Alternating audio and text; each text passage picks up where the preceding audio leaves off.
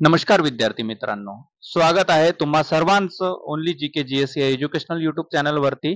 तर आज आपण चालू घडामोडीशी निगडीत महत्वाची माहिती म्हणजे 54वा दादासाहेब फाळके पुरस्कार मिथुन चक्रवर्ती यांना प्राप्त झाला आहे। तर याबाबत सविस्तरपणे माहिती पाहणार आहोत, तर व्हिडिओ शेवटपर्यंत पाहत राहा। तर मिथुन चक्रवर्ती यांचे खरे नाव आहे गौरांग चक्रवर्ती। यांचा जन्म कोलकाता येथे 16 जून 1950 रोजी झाला। 54वा दादासाहेब फाळके पुरस्कार 8 ऑक्टोबर रोजी होणाऱ्या 70व्या राष्ट्रीय चित्रपट पुरस्कार सोहळ्यात मिथुन दादांना पुरस्कार देण्यात येणार आहे। 2021 ला 53वा पुरस्कार अभिनेत्री वहिदा रहमान यांना दिला गेला होता।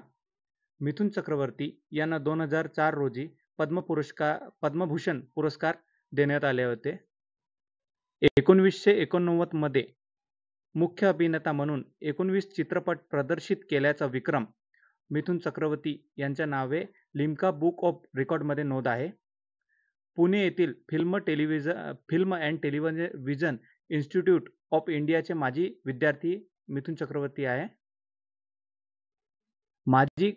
माजी खासदार पश्चिम बंगाल तृणमूल काँग्रेस पक्षाकडून 2014 साली निवडून आले होते, पण सध्या आता मिथुन चक्रवर्ती यांनी भाजप या पक्षामध्ये प्रवेश केलेला आहे। तर मित्रांनो, तर आता आपण दादासाहेब फाळके पुरस्काराबद्दल माहिती पाहणार आहोत। तर दादासाहेब फाळके पुरस्काराची सुरुवात सन 1969 साली झाली। हा चित्रपट क्षेत्रातील भारतातील सर्वोच्च पुरस्कार आहे। दादासाहेब फाळके पुरस्कार दरवर्षी दिला जातो आणि कुणामार्फत? चित्रपट महोत्सव संचालनालयातर्फे माहिती आणि प्रसारण मंत्रालयाने स्थापन केले आहे। तर हा पुरस्कार दिला जातो चित्रपट महोत्सव संचालनालयातर्फे दिला जातो। भारतीय चित्रपट सृष्टीच्या वाढ आणि विकासासाठी केलेल्या महान आणि उत्कृष्ट योगदानाबद्दल हा पुरस्कार दिला जातो। पुरस्काराचे स्वरूप आहे, पुरस्कारामध्ये सुवर्ण कमळ पदक, एक शाल आणि रोख पारितोषिक 10 लाख रुपये याचा समावेश आहे।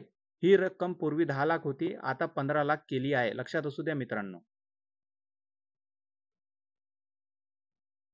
पहिला दादासाहेब फाळके पुरस्कार देविका राणी अभिनेत्री यांना देण्यात आला आणि दादासाहेब फाळके पुरस्कार मरणोत्तर 2च अभिनेत्यांना प्राप्त झालेला आहे। तर पहिले आहे पृथ्वीराज कपूर यांना 1971 साली देण्यात आला होता। त्यानंतर आहे विनोद खन्ना यांना 2017 साली देण्यात आला होता, लक्षात असू द्या मित्रांनो।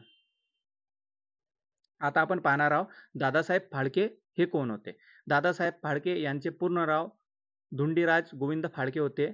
त्यांना भारतीय चित्रपट सृष्टीचे जनक म्हणून त्यांना ओळखले जाते।